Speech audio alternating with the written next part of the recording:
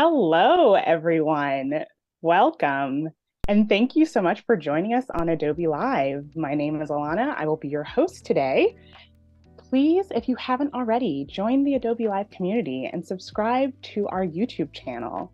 Also, be sure to follow us on Instagram at Adobe Live for the latest streams, updates, and more.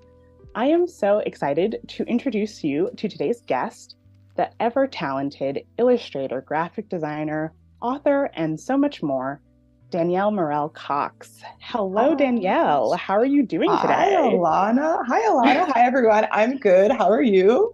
I'm doing great. I'm very excited to have you on the stream and to Thank get into you. everything that you're going to show us today. Quickly, just want to show some love to the people in the chat. Hello, hmm Sam, our moderator. We couldn't do it without the moderators. Thank you so much. Thank you. Thank Gareth, you. I see Oliver, I see Dee. Be sure to tell us where you're tuning in from. Let us know what the vibe is.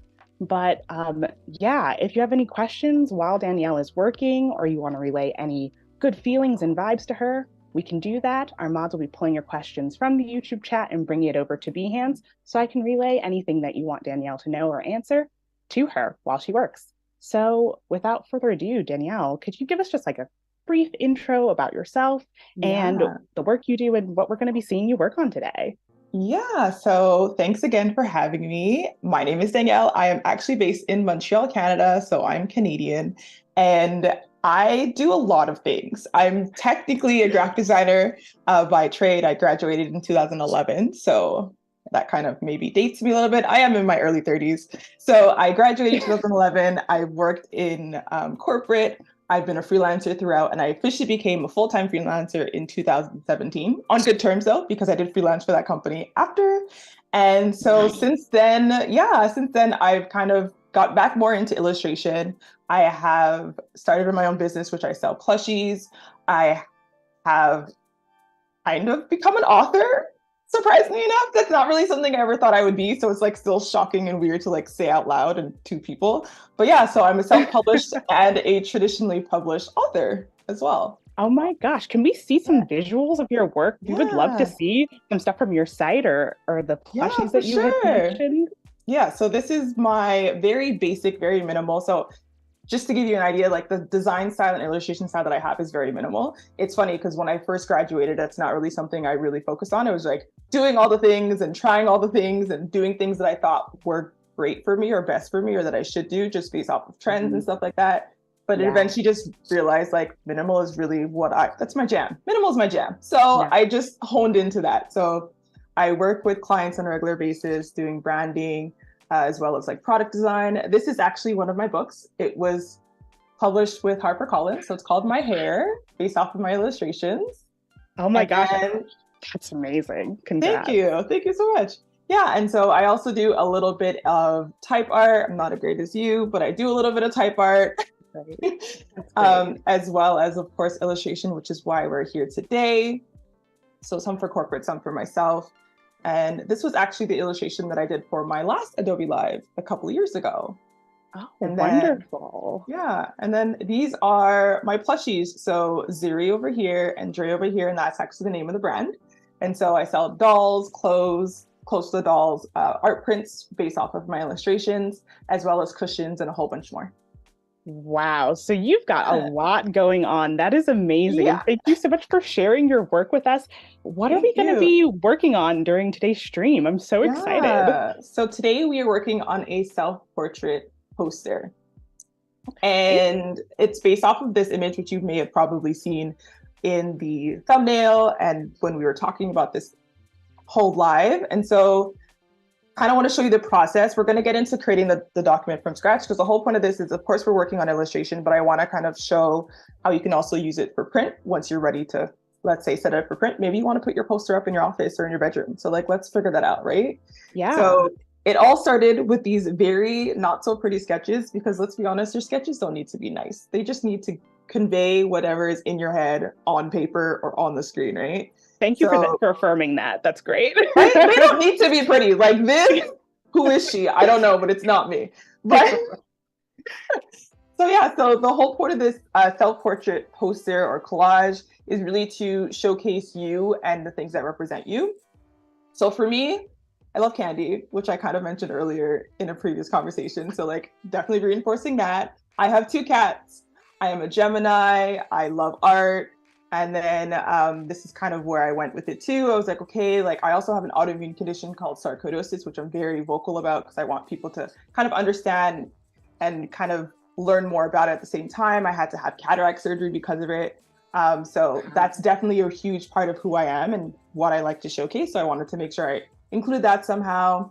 This is not a pitchfork. It's actually the trident for the Barbadian or Bayesian flag because that is my background. So that'll be fixed later. But yeah, so this is kind of the thought process and the kind of really quick sketches and ideas that I had that I want to kind of showcase in this collage. And then we made our way into here. And so this is where we kind of finalized the main look of it. I wanted to be more cartoony rather than realistic. Okay. I love me some cartoons, and that's definitely this type of illustration that I tend to go towards. And yeah, so this is the Bayesian flag and the Canadian flag because I was born here, but my background is from Barbados. And it has like a little bit of me. It has like the Afro pick to represent like my natural hair journey before I had my locks or my dreadlocks. It has the flowers and plants because I love plants, as you can see here in my office as well. Wow. And we have like the cross here with the heart based off of my autoimmune condition, and the Gemini symbol, paints, flowers, more candy. So we're going to be turning this into our final poster piece. But before we get into that, I'll show you how I set up the document. That's awesome. Oh my gosh. I mean, I hope everyone's ready. I mean, this is pretty amazing. So we're ready to jump in. And you're working in Illustrator, right? Yes. So I'm working in Illustrator, and these are just 3 artboards. Okay, 3 artboards. Okay, so that's how you can organize your whole process and workflow, even just like in the same document by using different artboards. Okay, awesome. Yeah. So essentially, as we said, this is going to be for print. So as you may or may not know, print, generally speaking, when it comes to your color profiles, is going to be in CMYK. So we want to make sure we're focusing on that when we set up our document. So we're just going to pretend we're making a new document here, and I'm just going to go Command New for a new document. Nice.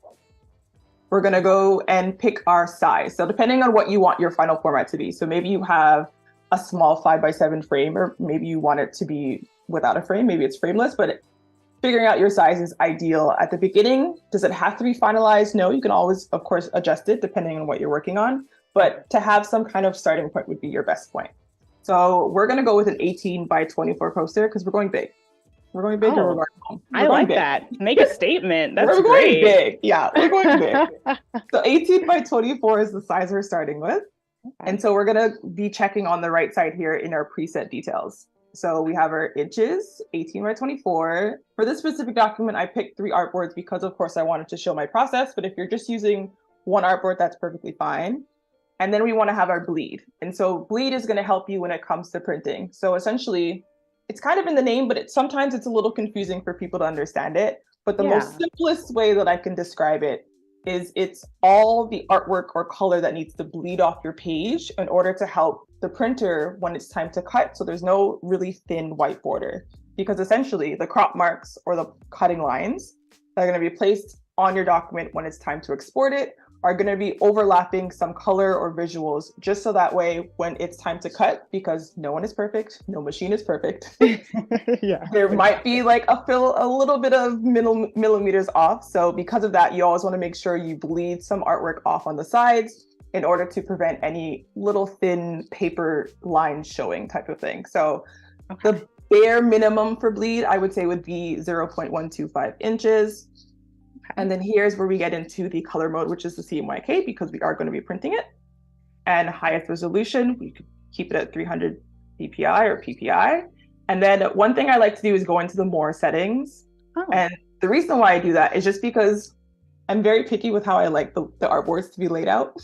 I actually like them going from left to right. And so here you can adjust that before you even get into your document. So that way when you open it, you're like, okay, I'm good. I'm ready. Like it looks the way it needs to look. I'm set. Let's do this. So I didn't know that you could do that. That's awesome. Yeah. So you can actually adjust it to any layout you want if you want it going from like left to right. And then if you have maybe multiple rows of artboards, let's say you have 10, for instance, so you can adjust it here, and you can also adjust the spacing in between each artboard as well. So that's kind of what I like to do in here. But then everything else is all the same settings we saw previously. Wow. So Okay. yeah, Go so then ahead. you Graphic just design go. background. That's very helpful to know. Yeah. And D so this Ross in the is, chat says impressive. oh, thanks. Yeah. So this is what the document would look like. But if you notice, mine has a lot more spacing here. So let's say the 3/4 of an inch in between each artboard is just not enough.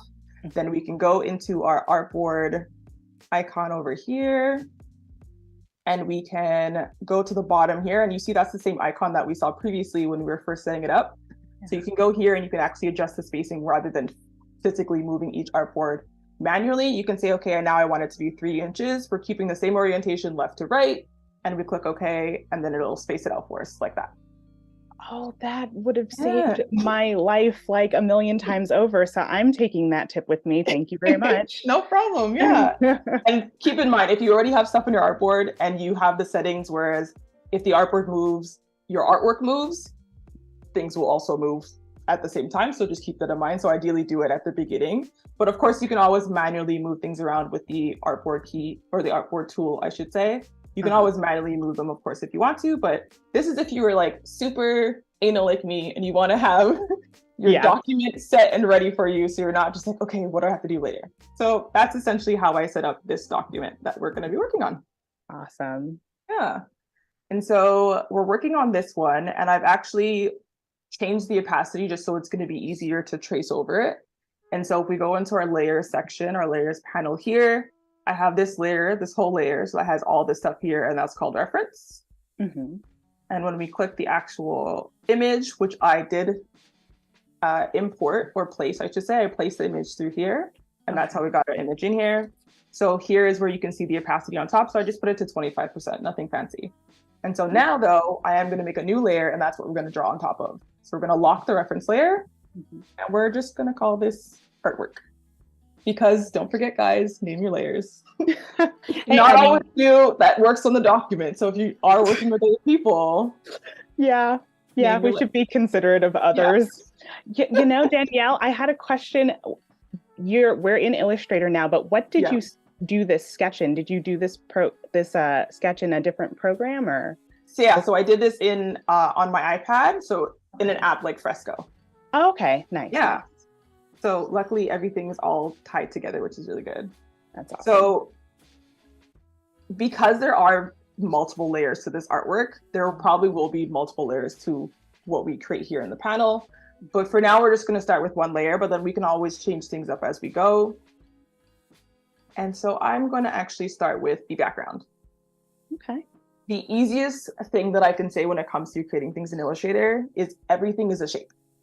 Literally everything is a shape. No matter what you do, start it off either as a circle, a rectangle, a trapezoid, a triangle, everything is a shape. It's just a matter of manipulating it and changing it afterwards. So based off of that is how we're going to approach this whole piece. Let's start super easy and start with the Gemini symbol, which is literally just 4 rectangles, right? So we're going to go to the rectangle shape. We're going to change our outline just so we can see it a bit better. Let's change it to like a cyan. We'll hide the fill so there'll be no fill. And so we're just going to make a shape as close to what we think is best. Because as much as you want it to look the way it should look, you also want to like what you create. And so it doesn't always have to be perfect, but we want to make it based off of what we like the best. So we're going to, this looks like a good shape. So I have my one rectangle here, and I'm going to hold the Option key. And as you can see, like the arrows change. It just shows that it's going to be duplicating it. So that's what we're doing here. And to make sure that it stays within the same alignment, we're going to hold Shift while I'm still holding Option, and I'm just going to bring it down like so. So now we have our 2 rectangles.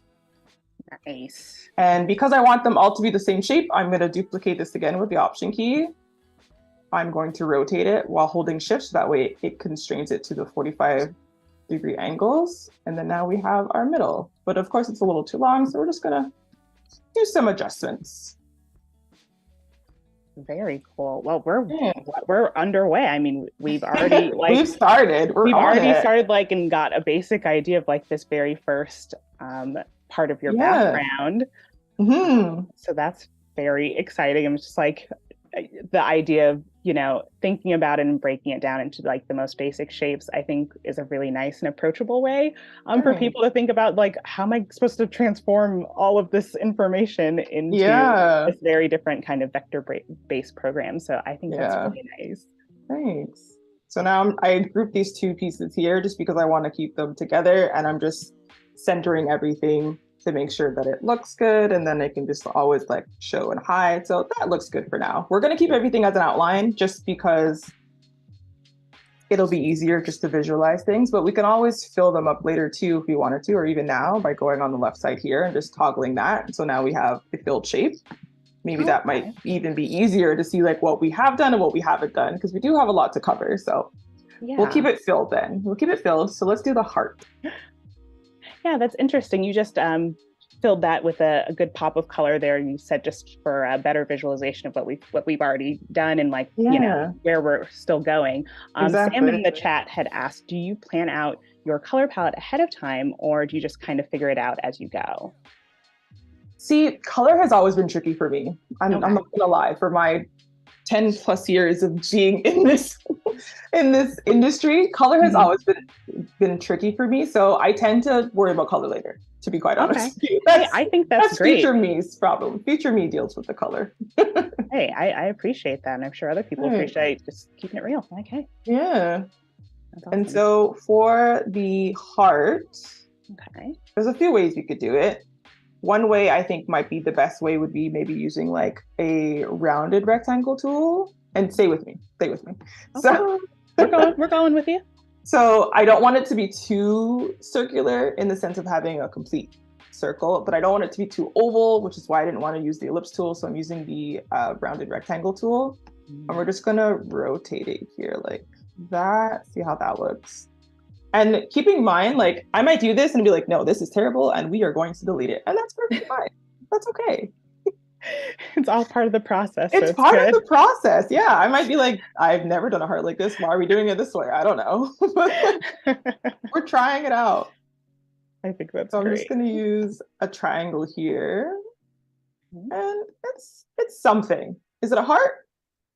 Maybe not, but it's something. But we're getting there. And then what we're going to do is just select everything. I'm going to then reflect it.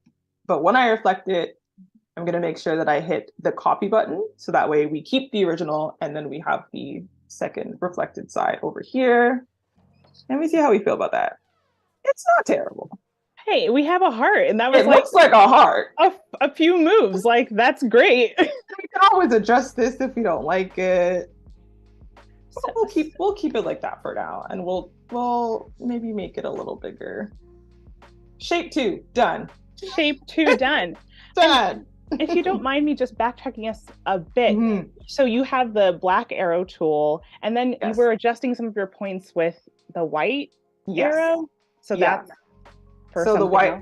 Else? So the black arrow is more of your general pointer tool that just takes a whole piece, nothing else but the whole piece. But the white arrow tool is more very specific and defined. So it goes for the anchor points. So like these little squares here, and you can click and maneuver just that individual part. You can also click and maneuver just the individual like line segment or path. So black is more generic and white is very specific. Got it. So I use the white to click and drag so I can select everything that's in this section. And then I can just while holding the shift, use my arrow key then to just move it up and down and see how I feel. And yeah. Okay, awesome. That's very helpful. That's great to know. So, all right, Danielle, where are we going next? Where are we going? I don't know. Let's see. It's like a lot of these are very complicated shapes, but let's do the afro pick. Okay, that's great. Yeah. So we could do it two ways. We could start it with rectangular shapes like this. And then if we use the white arrow, we can select just these 2 points and like round it out and keep this maybe straight. We could do that. Or if we delete that, we can also just go to the rounded rectangle tool and do the same thing. And then as we zoom in, we can still adjust the shapes with the white arrow if we want to. Nice. So we can do either or. We'll keep this one, but I'm just going to shrink it down because it's a little bit too big. And even though the artwork is tilted, I like to make sure to work in a more like 90-degree angle just to be able to get everything aligned and fixed and shaped out before I rotate it. So we're gonna do 1, 2, 3, 4, 5. So we have 5 here. I'm just using the black arrow just to select all of them. And then I'm gonna go into a line here, or you can go into a line at the bottom here. And we're just gonna make sure that the spacing in between each of these rounded rectangles is symmetrical. Oh, okay, nice. Which is why I like to do it straight first before you turn it, because then it could just be more annoying that way afterwards. But yeah. So that makes a lot of sense. We have our like prongs for the Afro pick. Now we're going to do the base. And the base gives very much a rounded rectangle shape. So that's what we're going to go with. But the shape of the bottom is definitely a little bit too rounded. So what I'm going to do is I'm just going to select while holding the shift key, select all the anchor points I want to target. And we're going to use this little white circle here. And because I selected this one and this one, even though I'm only clicking on this one and dragging it, it's going to affect both. So I'm going to click here and I can drag them out like that. Oh, that's a good tip. Yeah. Those little pointers on the inside, that's very nice how it can just sort of automatically round out. They are fantastic. That's really nice. They are great. We love them. We love them very much. Yeah, if anyone's not using those already, Danielle's already dropped a lot of great tips, so thanks. We'll be using those. So for these rounded areas here, what I could do is a few things. I could take these same shapes and put it over here. Maybe let's change the outline to a different color so you could see it better. And I'm just gonna bring it to the front so you could see it even better. What I could do is then kind of like take these as negative pieces. And then we'll get this rounded shape here from the Afro picks. That could be an option. I could use like a circle and a path and kind of round it out, but we want to make it as easy as possible for ourselves. So we're going to keep it with this option. Okay. But I don't like how the prongs of the Afro pick are looking. So we're actually going to make them a little thicker. And I'm just going to stretch it. Okay, like making them like wider? Yeah. Okay. And then I'm going to just bring them a little bit closer. And we're just going to realign them like that. A little bit better. Maybe reduce the size a bit, stretch them out a bit more. What I'm doing here actually is because I want them to be the same width as this shape. Mm-hmm. I'm clicking this shape, and then I'm going to go to a line. I'm going to make sure that they both align to the left side. So now they're going to be completely aligned with each other here. And then I'm going to take this one and select the bottom piece and align them to the right. Because this one is furthest away to the right, it's just going to align to wherever this one is. So now that I click here, it's going to align exactly to where this one is over here because it was the furthest away from the right. Versus like this one, if I put this one here and I click this shape and I want to align it to the left, it's going to align to where this one is and this one won't move because this is the furthest away from the left. Like that. Oh, okay. Yeah. A little nice explainer. I'm just like, sometimes I'll just be in a program and I'll just click stuff. I'm like, I can't really explain why that's doing the thing, but I press the button and it works. And it did the thing. Yeah. And it did the thing. So that's really great. Oh, that's awesome. Okay. So I'm using the wide arrow tool because, as we said, the wide arrow selects specific pieces. So I'm clicking and dragging, so it just selects all of these anchor points. And I'm actually just going to click and drag and bring it down while holding shift just to make sure it's constrained within the right ratio there, and we like it. These ones are looking a little bit too wide, so I use the wide arrow again, and I'm just gonna, as I said, because I selected all of them, regardless of which white circle I actually use, it's going to affect all of them. So let's make it a little bit more rounded like that. Okay. So now, like what we did before, this time I used the eyedropper tool just to make it white. So it would show contrast to help us a little bit more. Okay. And we're going to make these spaces here, essentially. What I'm going to do to help me out, just because these are filled, I'm going to go Command or Control Y, and it's going to get me in outline mode. And so now I can actually see the spaces between these pieces better, and I can adjust this accordingly. Wow, that's like it's like an X-ray of your design. Literally, no, that's literally what it is. That's a great way to say it, actually. That's so cool. You said that was Command Y? Yeah, to Command get Y. this. And, Wow. and then Command, well, if you're on a PC, then it's also Control Y, but to get it Okay. on and off, it's there. And if I'm not mistaken, it's in view and it's here, outline mode. Okay, right at the top. Very Yeah. nice. Okay. Mm. That's So awesome. I'm just going to go back to outline mode, and I want these to be a little bit more rounded. So we're going to do the same thing we've done before and just select these pieces, round them out a little bit more like that. And so as you can see now, even though, yes, it is just the shape on top of it, it's still giving us the look of what this is over here for the Afro pick. So we're getting there. Okay. So now I'm just going to duplicate these, and I'll have to readjust them, of course, for spacing. So let's first make those a little bit more symmetrical. Now these ones are too big, so we're just going to delete all of these and just make this one bigger. I'm holding Shift just to make sure it controls the constraints. So, and because like my snapping is on, it's snapping directly to that path that's within that shape. Okay, And nice. now I'm just gonna Command Shift and duplicate them.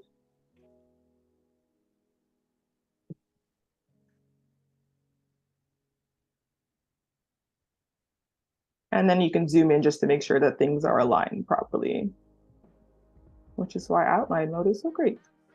Yeah, I'm loving your process and your approach. It's all very precise, but it's also like allowing the program to, do some of the lifting for you, like do its thing, like exactly. It can do all of these things, like let me just let it help me out. Yeah. Exactly. That's awesome. And so yeah, now we're gonna make the folder. What do you call that? The handle. Oh, like the handle of it. Okay. Yeah, we're gonna do that. Awesome. We can just use a regular rectangle for that here. What I'm gonna do, just to make sure everything is gonna be centered, I'm gonna group everything we've made so far, and then just select.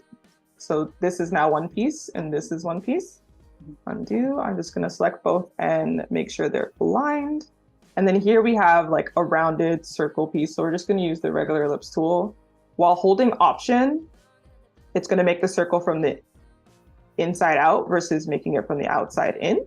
So because I kind of want it to be here, even though I can always just realign it afterwards anyways, if I hold Option, you can also see that the little icon changes as well. So I hold Option, hold Option and click, and I'm also going to hold Shift just because I want it to be a perfect circle. So hold Option and click, and then you drag it out, and it makes a circle from the inside out, sorry. Nice. Yeah. We're going to align these. It's a little bit too big. This might be a little bit too... We can readjust. And then we're going to make another circle. We'll just make it this white color. You can always transform here. So you can transform and scale, or you can just do it manually and just eye it to what you think it should be. That's about right. Now we want to make sure that this circle itself is completely centered. And so now this is technically just two circles on top of each other, right? But we want to make it so that way this essentially cuts a hole through the blue. So I'm going to just duplicate this just to show you. So we're essentially going to select both, making sure that the white is on top of the blue. We're selecting both, and we're going to go to this section here, which is your Pathfinder section. I'll bring this out. So here is where we're going to click, and it's going to completely take out this part of the circle because it was on top. So now we can see that it's like transparent. Nice. I just punched a hole right through it using that smaller circle on top of the larger one. Exactly. So now I'm going to just duplicate this, use the eyedropper tool to just make the color the same that we were using. Do I like it? Not really, but it's okay. We're getting there.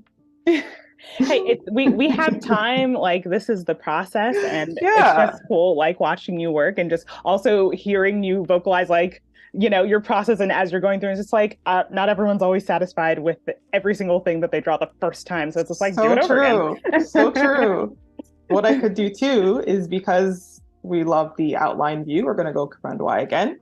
Yeah. And as we said, the white arrow is a very selective tool, so it's specific points. So we're going to click and drag to just select the inside circle.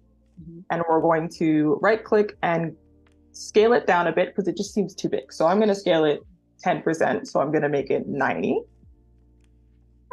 It's okay, not that bad. If you go Command Y, you can see what it looks like, but I want to do a little bit more.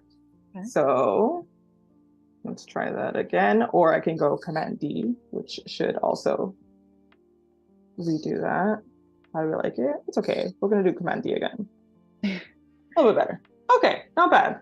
So in the shape of the Afro pick here, there's a bit of a curve.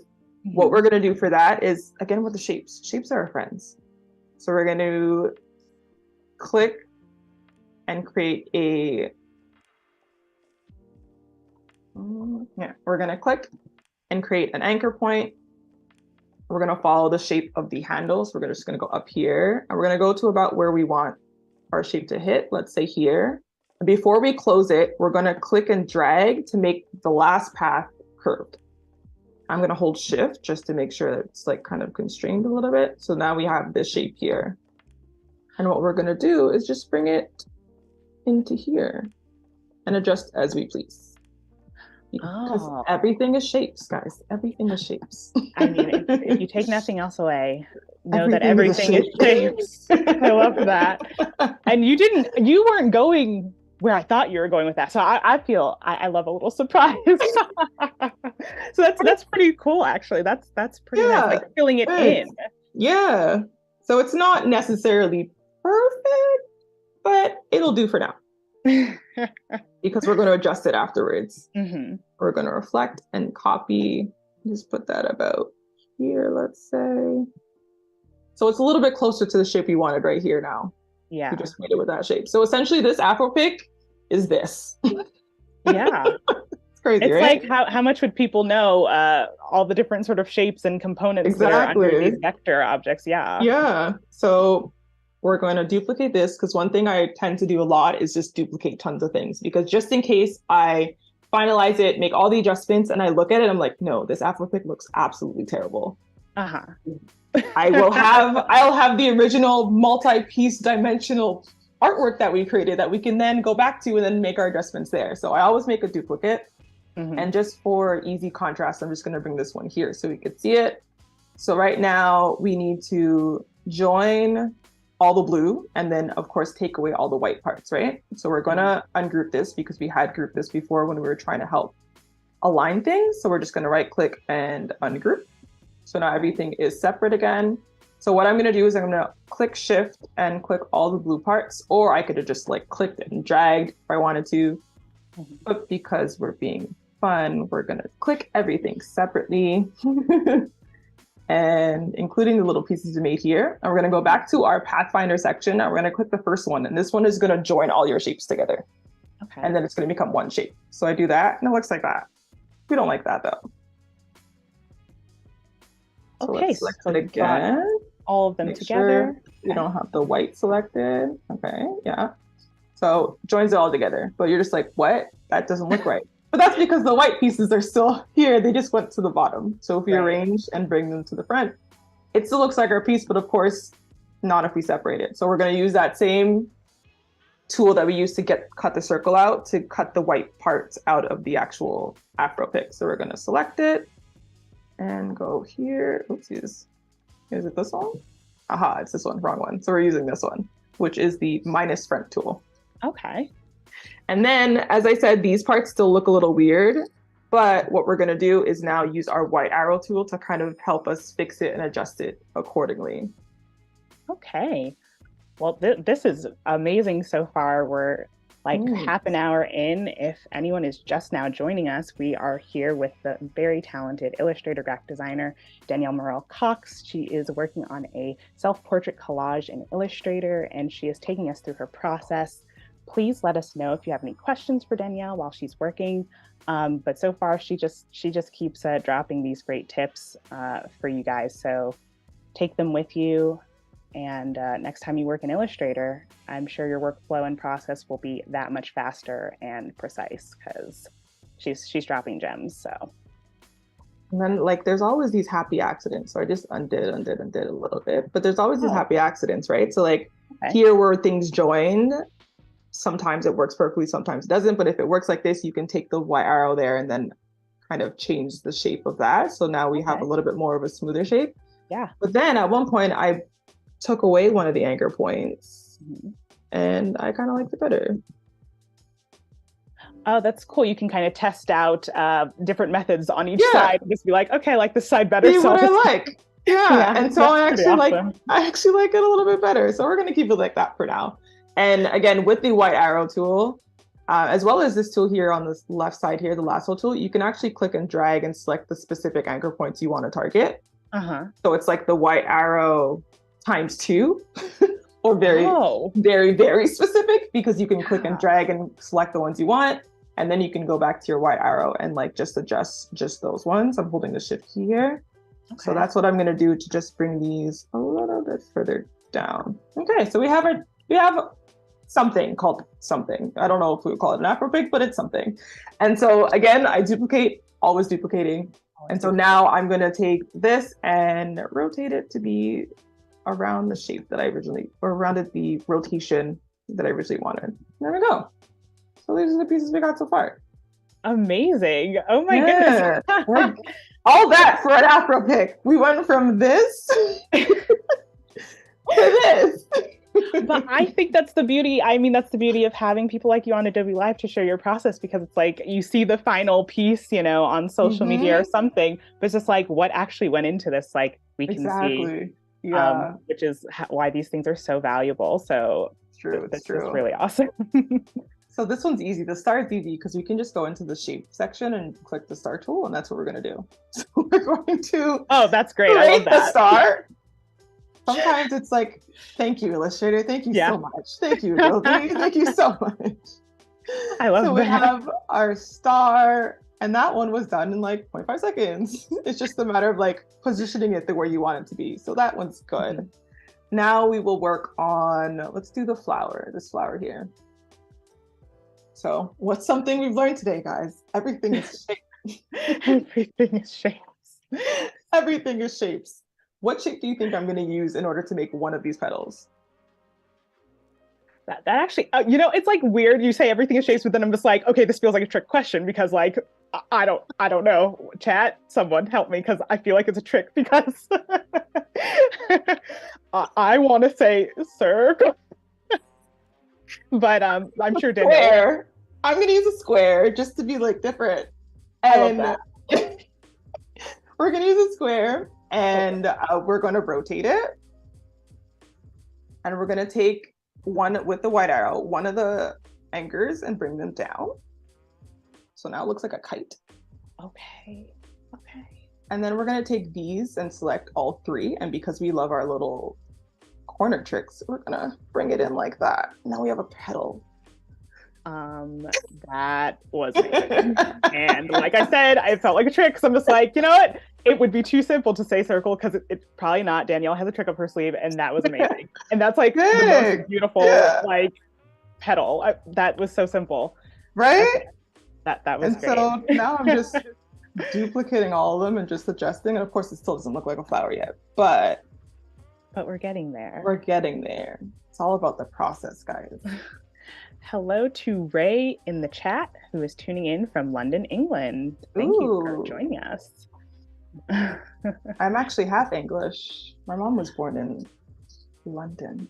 That's so cool. Annika said, wait, Danielle is Canadian. Nice. Hello from fellow almost Canadian. I think Annika is based in Canada as well. So ooh, nice. Very cool. Lots of love. So I just grouped that, just the petals. Or actually, no, I think I grouped everything. So let's ungroup. Okay. Let's select it all. And then I'm holding the shift key while everything is selected, and I'm clicking on the white circle, and that should deselect that. So now the white circle is just there by itself. Okay. So now we're going to group just the blue, and we're going to select everything and just kind of center it and see how that looks.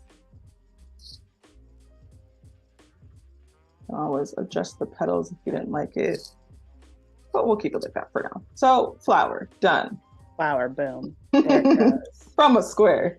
Who would have thunk it? Square. Who would have thunk it? Catch the replay on that one, guys, if you missed it, because Yeah. Mind blown. But I'm actually gonna do the same thing for these little pieces here, these little like bursts. Okay. But instead, I'm gonna bring this one here and this one here. And then I'm going to round out these pieces like that and see how I like it. And as I said, like working on things, and you might initially have a thought or a process or idea that you're just like, yeah, this is gonna work. And then you do it and you're like, no, this is terrible. And that's fine. So like this is nowhere close to the shape I want it to be. So we're just gonna delete her. Mm-hmm. And then we're gonna go to the ellipse tool and try it out that way.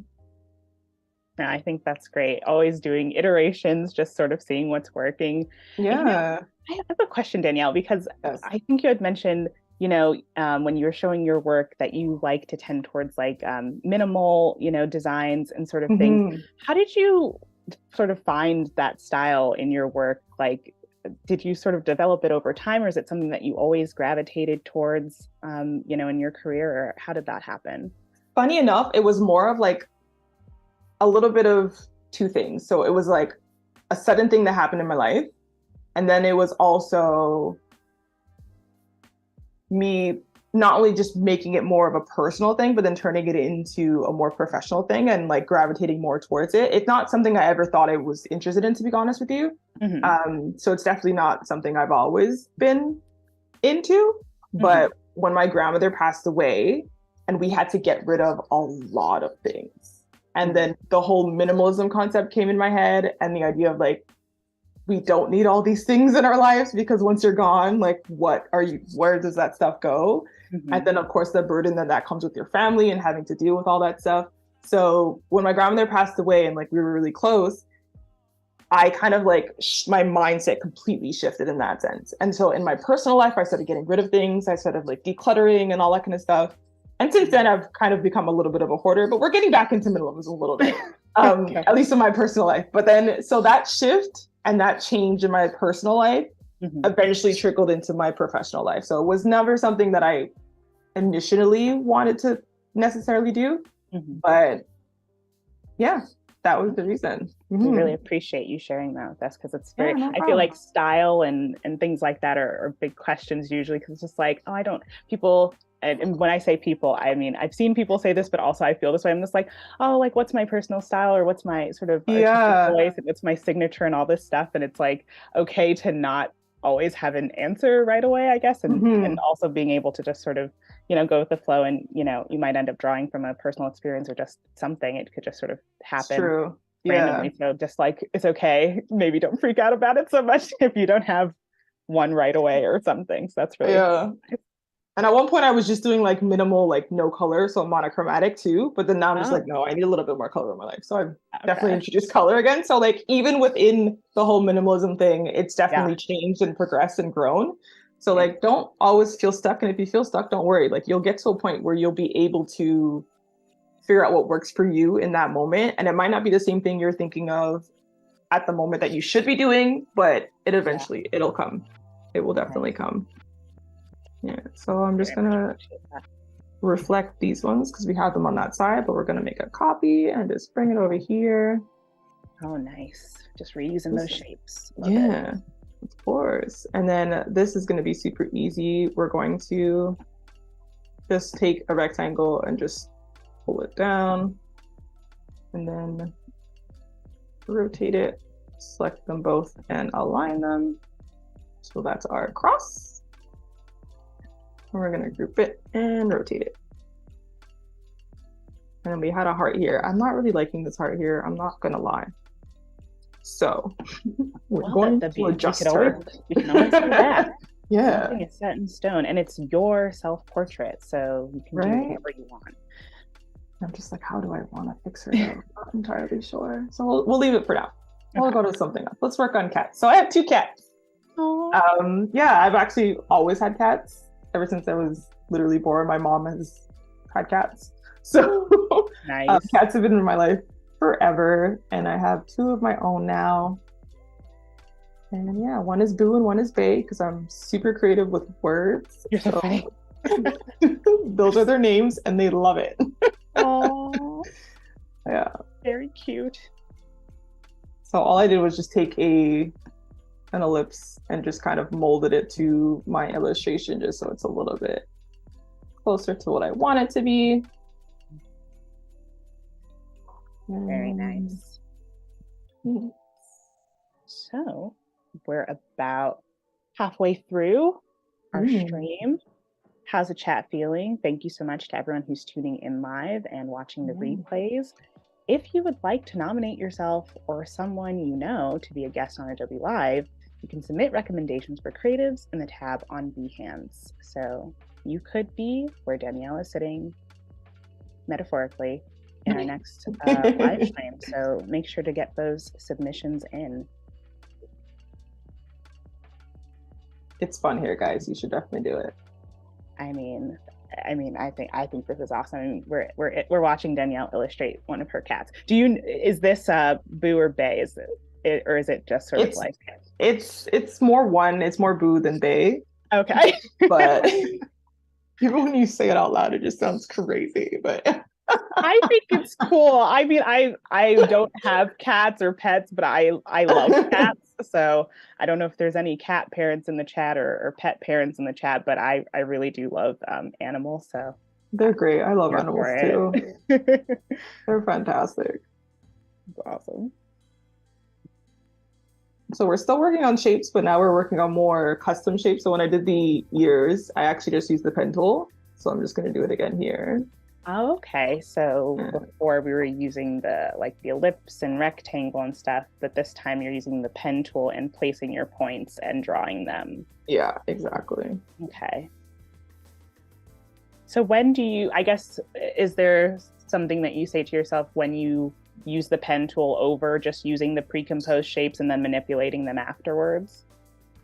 Yeah, it's more of what I think is easiest for me to do in the moment. It's really like spur of the moment. There really isn't any like rhyme or reason to it. It's more of like, okay, like this, yes, like me drawing straight lines, and then it's not going to be like even and perfect in that sense. So yeah, let's use the rectangular tool, especially like when working on the Afro pick as well. Like I know it's going to look a lot better if I use the predetermined shapes.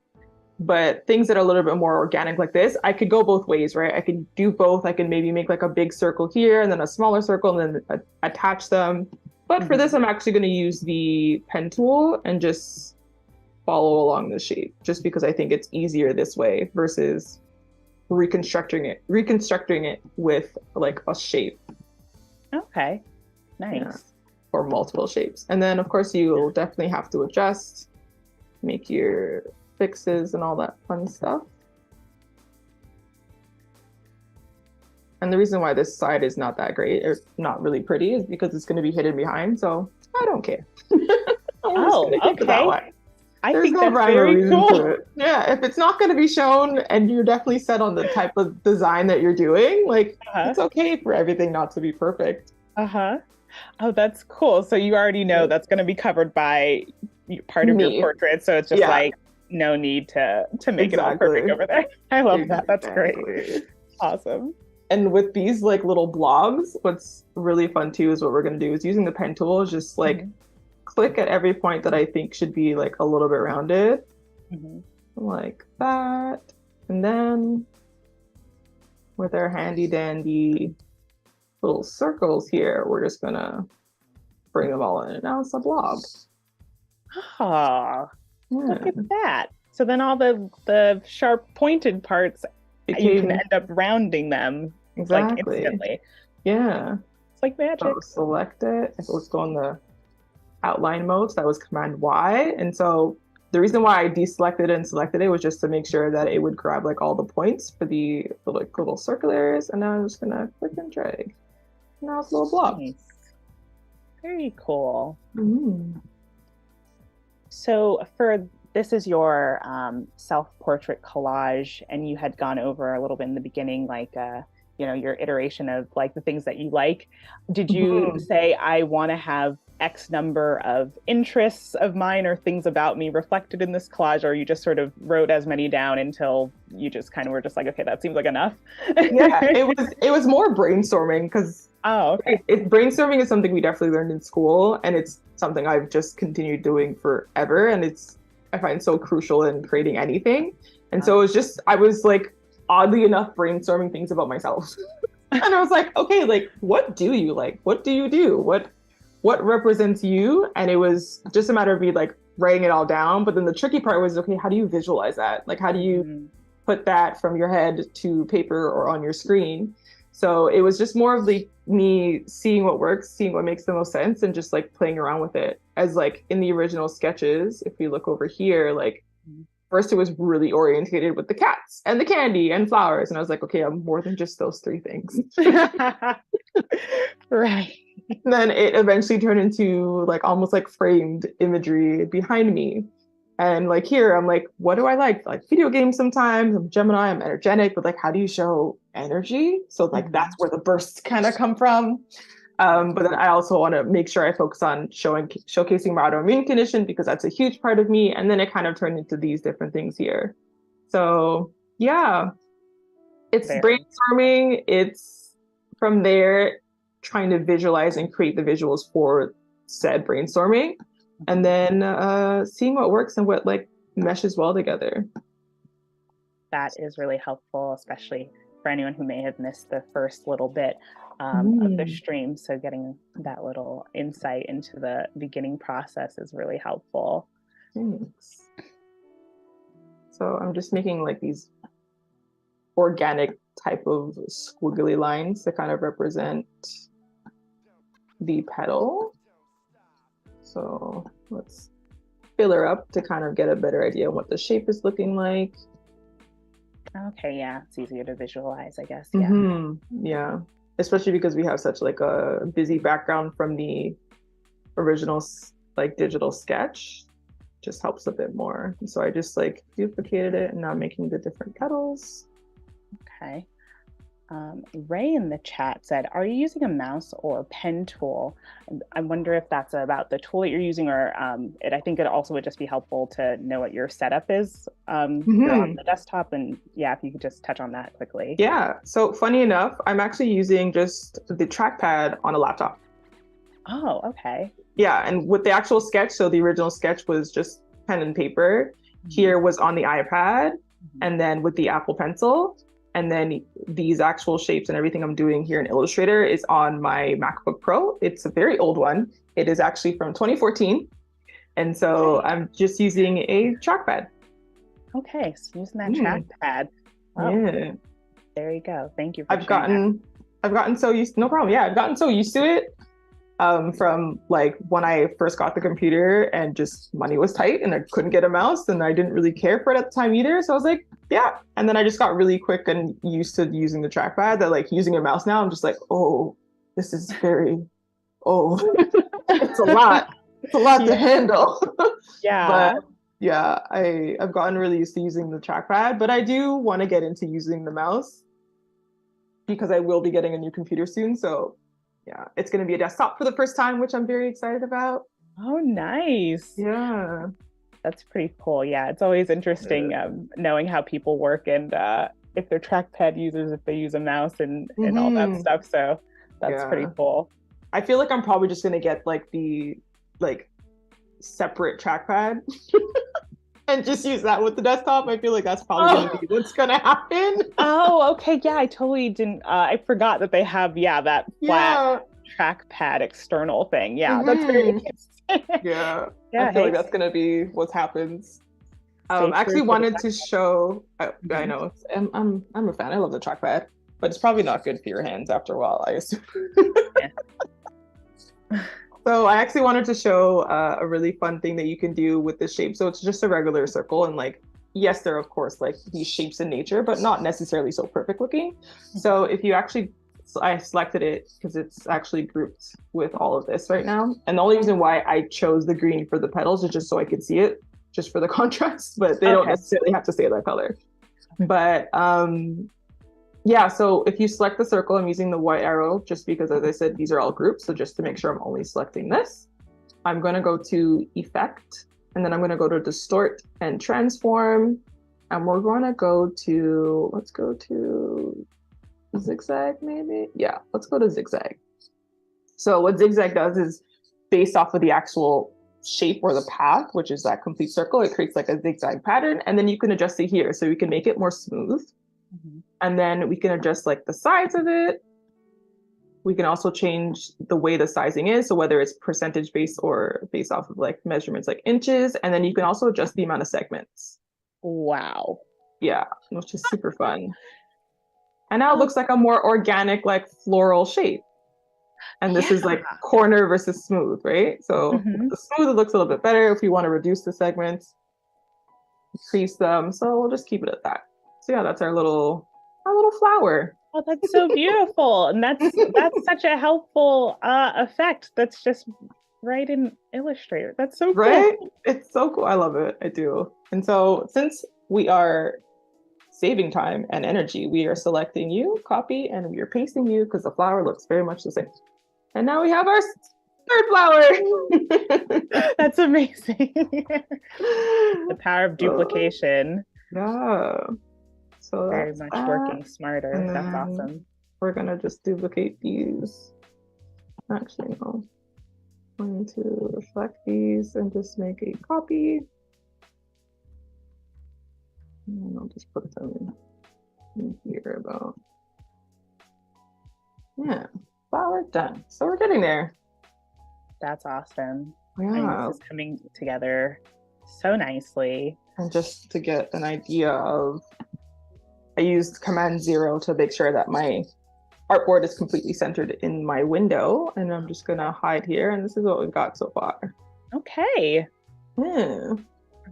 I mean, I love the way you sketched everything. So like the background is just filling out so nicely as you go around. Thanks. Yeah.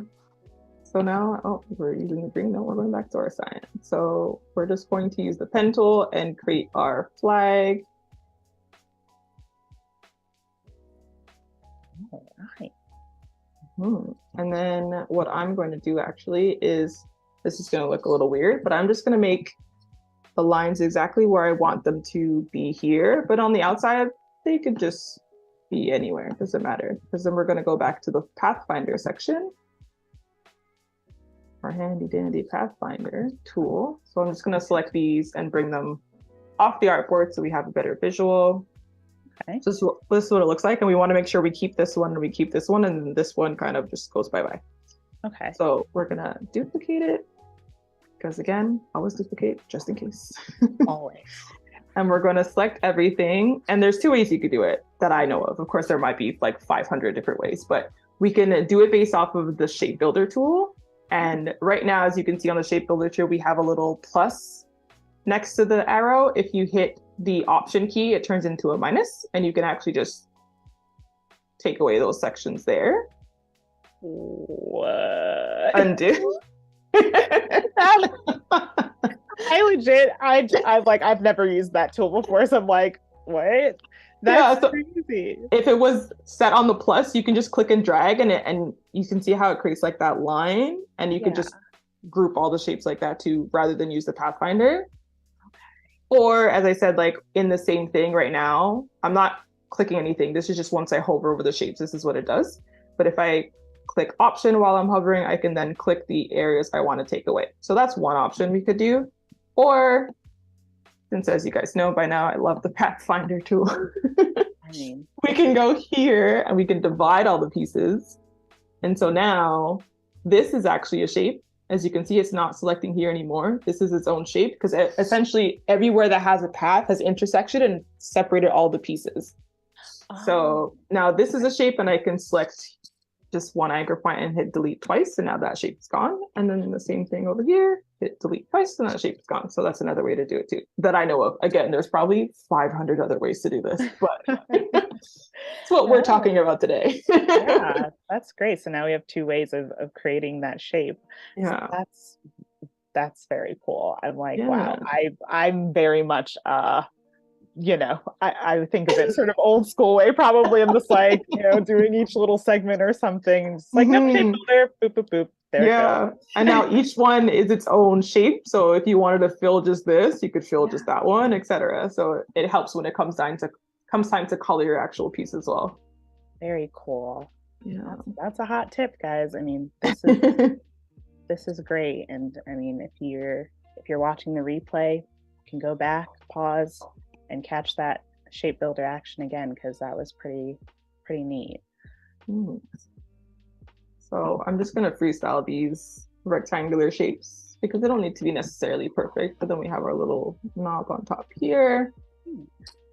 And so this is our flag 1. And because the flags are pretty much identical in the sense of their design, because it's really like 2 rectangular flaps on each side and then the symbol in the middle, like we're just gonna duplicate it. Duplicate. Life is easier that way. So we're gonna select everything, reflect, and we're making sure we're hitting copy. So that way we keep the original, and I'm holding shift just to make sure it's aligned with the original flag, and we're just gonna position it about there. So this is our flag like framework. Now we're gonna work on the trident. So this is based off of the Barbados flag or Bajan flag in the Caribbean, and then this is based off the Canadian flag because I was actually born here in Canada. Awesome. Where in Canada are you based? I'm in Montreal, so I'm on the East Coast. Oh, okay, cool. Yeah.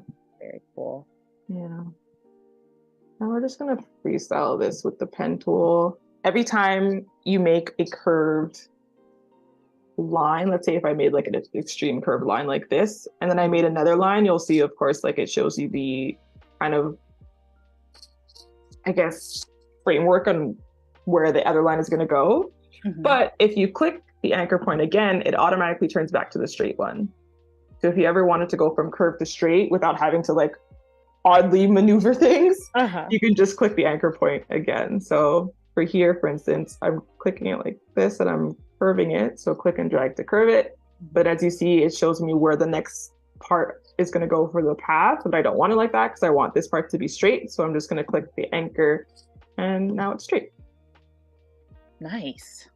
You can just sort of switch it up on the fly without having to, deselect or whatever. Exactly. And also too, like for this one, this is curved, yes, but it's the preview, I should say, is kind of curving in the opposite direction. Like we want it to curve going down this way, but it's showing me it's curving down that way. So you'd still want to click here again, and then now you can do your curve you want to do. Okay. So that comes with that. That's cool. So the program kind of gives you an idea of like, okay, this is where we're going. Do you want to do this? Yes or no. Yeah, exactly. Got it. Yeah. That should be right here. Make sure it says. There you go. So we can just. I'm actually just gonna be a daredevil and not duplicate it. And just merge the shapes together without duplicating it. I'm a risk taker, guys. Hey, look at this. It's happening. I take risks. You can do whatever you want in your own speed. Yeah. We're just like gonna readjust that a little bit. And yeah, if I wanted to like maybe readjust it a bit differently, I can use the shear tool to kind of like change it up a bit, but for now we'll leave it like that. It's not essentially perfect because there's definitely some adjustments. Like this one does not look like that one, but that's what we can do when we're closer to being done. And then I don't think we'll be able to completely finish this piece, but we'll at least get everything hopefully outlined. Yeah, we've got like about 20 minutes left, but wherever this piece ends up going, you guys have to be sure to follow Danielle on her social media channels so that you can see the finished piece.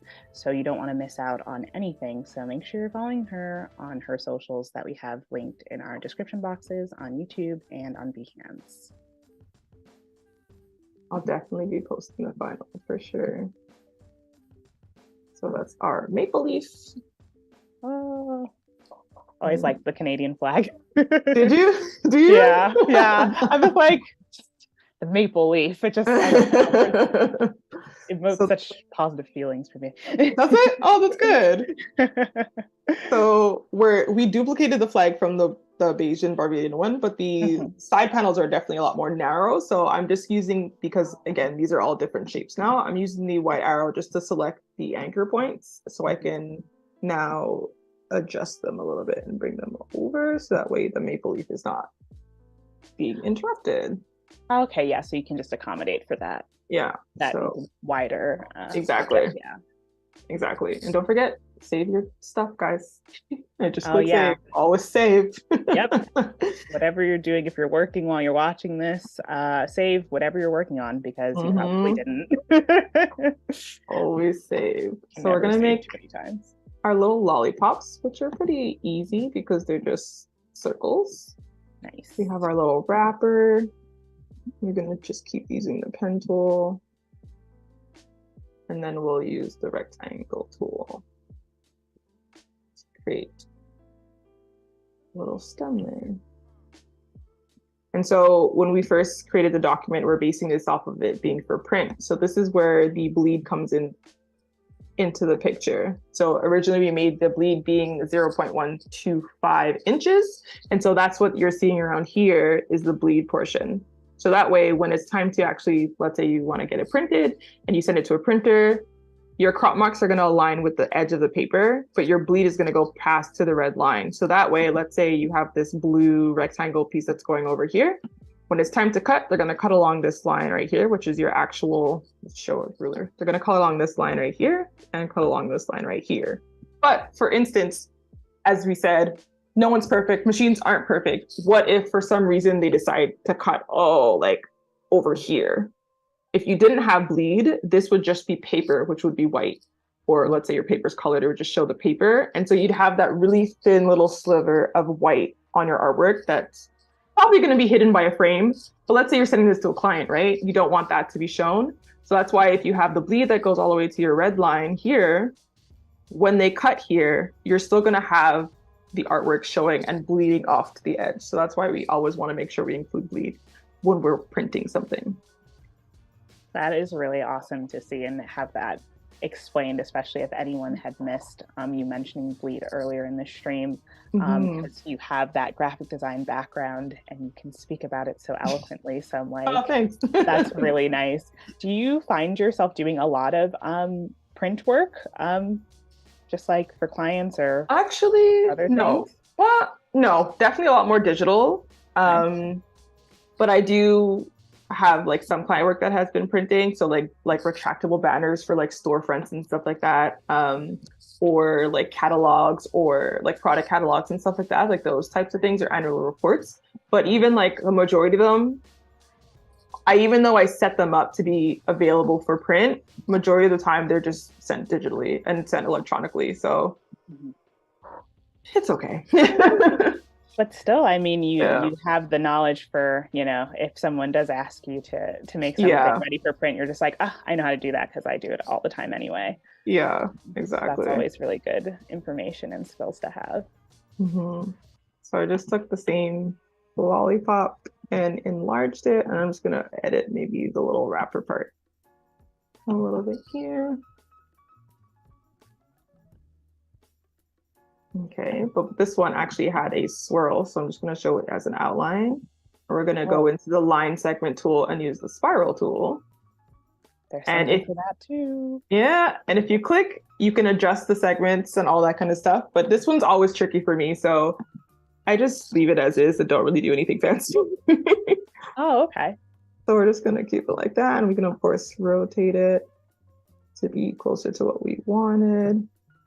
And of course, once you make it bigger, the stroke size has definitely changed compared to the original, which is 1 point, and now this is 2.25. So if I select it and use my eyedropper tool, I can eyedrop the stroke and it'll be the same as that one. So, so that's our little lollipop. Yeah. Oh, that's awesome. Quick little swirl. Yeah. So that's our lollipop. Awesome. We're going to turn that into fill, and we're just going to make this white to just be able to see it. Maybe we'll make it a little bit. Okay. So save. Always save, guys. Save. You're saving. Always save. We had done this one as well. So what I'm going to do just for visual sake is I'm going to bring these to the front, and I'm going to make them white just so we can see that better. So we have that. We're going to fill in these ones just for fun. So these aren't the final colors, but just to get a kind of a visual as to what it could look like. And then this is gonna be black. Oh wow, there were so many things I didn't realize that were left as outlines. I was like, oh wow, there's like so much stuff. It's true, yeah, huh? that's awesome. And so this is red, and this is red. Let's make you guys. Let's just make it orange. No, let's make it gray. Let's make it like that. Okay, and we'll take this, take off our outline. This will be white fill, and this we don't need the outline. Okay. We have our heart that we never actually adjusted, so she's gonna stay as is for now. Okay. And we're going to go to our Pathfinder and use this tool to make her one solid piece. It looks like something's a little extra there, so we're just using the pen tool to just subtract those extra anchor points that we don't need. Let's make her red. What color should this flower be? Any suggestions from the chat? Anyone? I mean, I don't know where everyone is in the world, but on the East Coast in the US, we're gearing up for springtime, so I'm thinking about like pastel stuff. But yeah, I know. And these aren't the final colors either, right? It's just more to just see how we've been doing. But like, let's go here. Make it like a pastel purple, maybe. Like we don't have to commit to anything, guys. You can make the rules for your pieces. So exactly. No worries. So as I was saying previously, we wanted to make sure that this of course did as much as we could, but we're probably going to be using multiple layers. So everything that we've just created is on this layer. This layer is empty. But what we're going to do is we're going to put me here. Oh, cool. So we're going to hide this layer and we're just going to focus on drawing me. Just so we can get that filled in. Okay, so these are probably things that I'm going to do based off of just the pen tool rather than like the predetermined shapes, but we're still going to make sure that they're shapes, of course. And we're just going to go to outline to be able to see our reference better.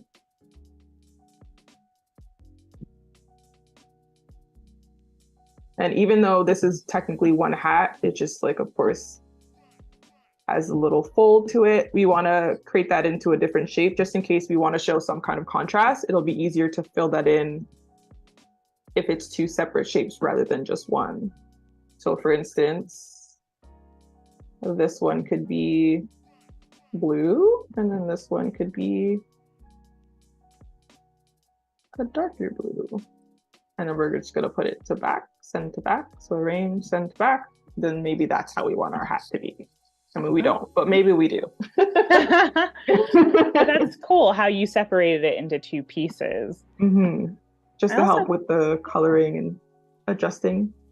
Okay, that's really nice. Yeah, I feel like sometimes the pen tool and, just maybe if someone's not as used to working in vector, it can be a little overwhelming, but it's just like you make it so approachable, breaking things down into separate sort of component parts, I think is a good way for people to sort of approach it and learn. So thanks. So this is going to be my head, and we're going to just take a color from my actual face. Let's say from like here, we use the eyedropper tool, and we're going to send that to back. And because we don't see my eyes and stuff, we're just going to put that into outline, but I think it should be a little bit darker. So we're just going to go into like the colors panel, and you can double click here, or you could double click over here as well. And we're just going to adjust it to be a little bit darker like that. And of course my neck should be probably the same color as my face. Let's do that next, but it's probably going to be a little bit darker because of course you want to show like your shadows. And the shape doesn't need to be perfect because we're going to have overlapping layers. So we just want to make sure at least the parts that are going to be seen are going to look the way we want it to. So let's say if we were to inverse these, we want to make this a little darker, too dark, like that. And we're just going to right click, arrange, send to back. So now we have my head, my neck, and this blue hat that I would never wear, but I love that. we're gonna change it to be a little bit more on brand. Now it's good. I love that. That's great. Yeah. I mean, that's the beauty of this process and this whole project. It's Yeah. self-portrait. So Be true to yourself, be true to guys. Be yourself. true to yourself, and make sure when you're creating your artwork, you're extending things all the way to the bleed or a little bit past it if you want, but making sure if it's going to print, you're extending anything that goes to the edges to the bleed parts and not just the page edge. Mm-hmm. And let's start my hair if we have a bit of time for that. Yeah, we've got a few more minutes. So this is just me using the pen tool, going along with the more organic shapes and following the sketch, which is why having a sketch or a reference is always so important. Yeah, definitely. So you Without always it, work from a sketch. either a sketch or I'm willing to also be in Illustrator for longer than I need to. So if it's just like brain to Illustrator, then I know I'm going to be there for a long time. But if it's brain to paper or brain to iPad and then Illustrator, it's going to reduce the time that I'm in Illustrator. Okay, got it. So depending on your process, Yeah, how long things will take. Yeah, exactly. that's very cool. Yeah. Let's bring you here. This is making me want to get like nice headshots taken or something. I'm like your photo from your what you referenced your skin tone for. I'm just like, wow, that's like such a nice photo, so clear and like well lit and everything. I'm like, I need to get some headshots done. So that was done in my office with my iPhone. And get out of here. Photoshop. Come on. Yeah. That's awesome. Yeah. So it was like definitely adjusting some parts of my skin that maybe needed to be adjusted. But other than that, it's just like, and then my hair, like I fixed the hair because some parts were like sticking out. But yeah, it's just using the portrait mode and my iPhone. And I have an old iPhone. So I have like the iPhone 10X Max, whatever they called it. But so it's not even one of the new ones. So if you have an even newer iPhone, it'll probably come out even better. See, that's awesome. Everyone use what you have. It doesn't have to be I don't have the latest and greatest DSLR camera. You can use what you have and get some really awesome results. And really same thing for the computer, right? Like I'm on a 2014 MacBook Pro, so use what you got, guys. Use what you got. That's awesome. This is not color one. Let's just say for that for now. And so this looks a little crazy, but because we are bringing this and this in front, we're gonna bring the front, and then that kind of helps us. Just follows the contour of your face, so you don't have to worry about those edges. Nice. Yeah. And so of course we can do our adjustments. Maybe I'll realize like, no, I need another piece of hair in the back, but it doesn't need to necessarily be seen, so I can just do a random black shape that'll just go the back. Nice. And then this will also help, like maybe if I wanted to adjust the blacks and maybe make it a little bit lighter to kind of show contrast. So like maybe I want to do something like that, maybe in the blue tones. And then maybe this one wants to be the same color as that. It's kind of just to show some kind of difference in the actual, it's like subtle, but like still there. And this can go in the back as well.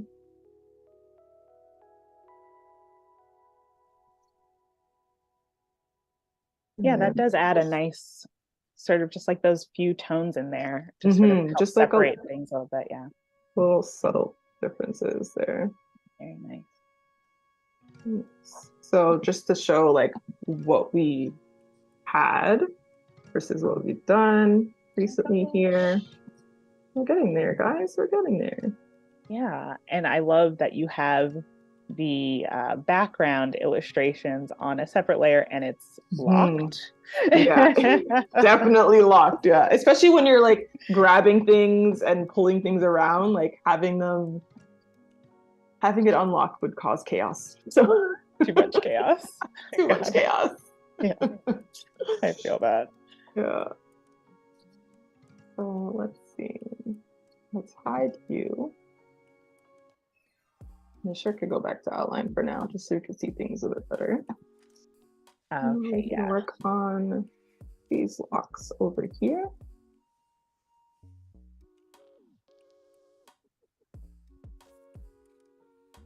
And it doesn't always have to be like exactly like your sketch. Like your sketch is really just your guide, your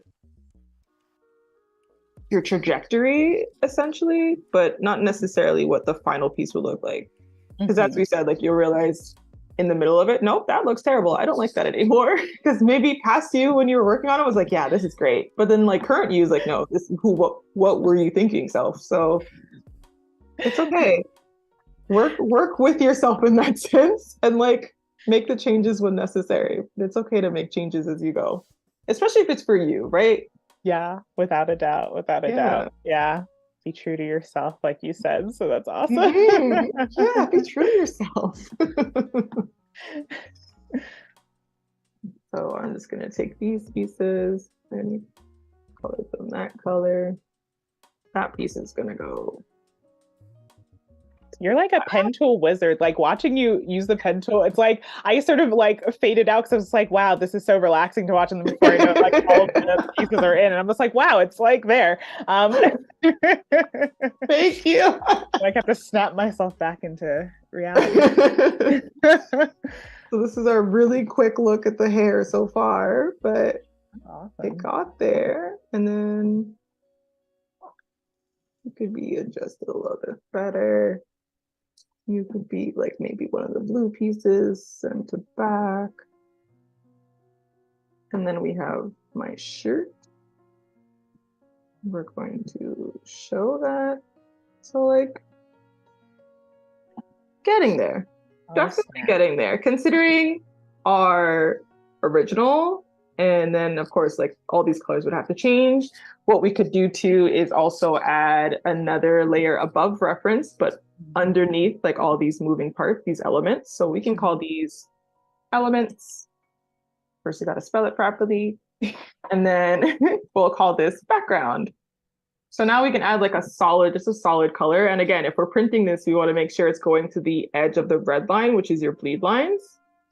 And we're just going to make a rectangle that fits all here like so. Let's pick a color. Can make it this blue color if we want. And there were actually some elements that are going to go above me. So we're going to put a layer on top here. That's a elements 2, because we're creative with our naming of our layers. As long as you know there's something different, it's all good. Exactly. So we'll take these ones, we'll cut. So Command X or Control X, we'll go on to elements 2, and you can go paste in place right here. And now we have our lollipops in the front. Oh snap. This is I can't really, I mean, this has been so lovely. You've thrown in your background color, you added some more layers. We're starting to sort of reach the end of our stream here, but Danielle, if you could just give us a brief overview of what we've looked at so far, like during your stream, and just bring people up to speed as we're wrapping up. Yeah, so I mean, thanks for having me, guys. But what we've worked on was from start to finish, we're working on a self-portrait collage, and we went from brainstorming. So this is what I've done on paper. And brainstorming does not have to be pretty. It's really just getting your ideas from your head to something concrete, whether that's paper or an iPad. And then from there, we're working on our sketch to kind of get an idea on where we want to go, a little bit more stylized in our outline and our brainstorm. And then we bring it into the program that we're using, and we are actually using Illustrator. And we just worked on creating the elements using shapes, because everything is based off of shapes. So using shapes and using layers to help create that piece and its different forms. And then of course, at the end, like I like to do, is kind of work and play with the colors afterwards. Awesome.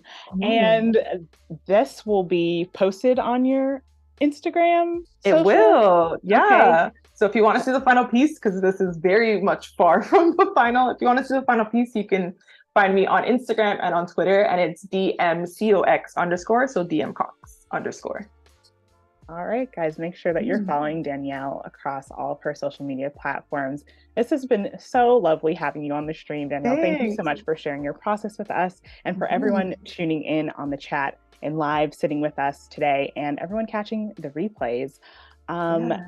Everyone should also stay tuned because DMT is ready to battle anybody. Join our new community show, Art Battle, Mm. as 2D illustrator and character artist Daniel Flores, aka Delta Tango Mike, battles Odari Yonanes, 2D illustrator and character artist. So you won't want to miss that. So we've got a lot of things for you guys to enjoy on Adobe Live. So thank you so much, and we'll see you guys in the next one. Bye. Bye.